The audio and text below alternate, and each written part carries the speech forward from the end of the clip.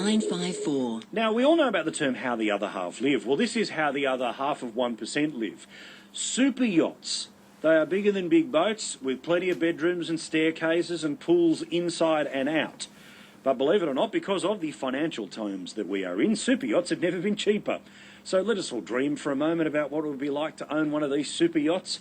Richard Morris is a captain with the Superyacht Australia organisation. How are you, Richard? Hey, Paul, I'm great, thanks. Or should I refer to you as captain from here on in? What's the appropriate one? My name's Richard. All right, good. All right, I almost called you captain again. Now, to qualify as a super yacht, just how big does my boat have to be? Well, there's two schools of thought. 24 metres and above is where the large yacht code kicks in. But generally, for large super yachts, there's a rule that it's 30 metres or 100 feet.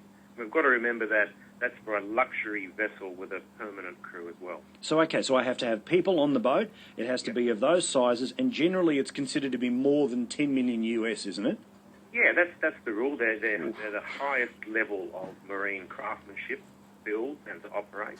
And the best analogy is to compare the super yacht industry with, say, private jets. Right, and look, and obviously the rich and famous, those that have earned it, those that have inherited it, why not? If we all had the chance, we'd buy 3 of them. But physically, what are they like? Obviously, what is some of the more ornate stories that you've heard, either about super yachts that you've captained or crewed on, or even you're aware of? What's some weird stuff people put on their boats? Well, there's just been a huge one launched in Europe just a few months ago for a Russian gentleman, and it's 162 metres called Eclipse. And I understand that there's some anti-paparazzi features on there where if a photographer is trying to take a photo of the boat, the lasers will detect the infrared auto-focusing mechanism and then shoot a laser down the lens of the camera and overexpose the picture. That is amazing. That's the level of technology. But what about stupid things like, I don't know, bowling alleys on boats? Do people do anything silly like this? Not bowling alleys, but, there's laser, golf course. You can shoot golf off the aft deck. You can, helicopters. That's now a major thing, helicopters. But now it's common. You actually have to have 2 helicopter pads, so that there's one for your friend to come and land his helicopter on. So help us out here about how does it work for the staff that are on these things. I've heard all sorts of stories from, there are pretty famous people. It's great to get on their boats because they tip just like drunken sailors and they're fantastic. But I've also heard others where you're not supposed to look the Russian billionaire's wife in the eyes. What are the people like who own this in terms of the way they treat their staffs? Well, the super yacht industry is the highest level of hospitality, and therefore the crews have to be the most professional, the most highly qualified, and have the best attitude and work ethic, because it's very hard. And I'm not sure if you know that of the 45,000 crew estimated in the whole industry worldwide, about 20% of those are actually Australian, about 10,000.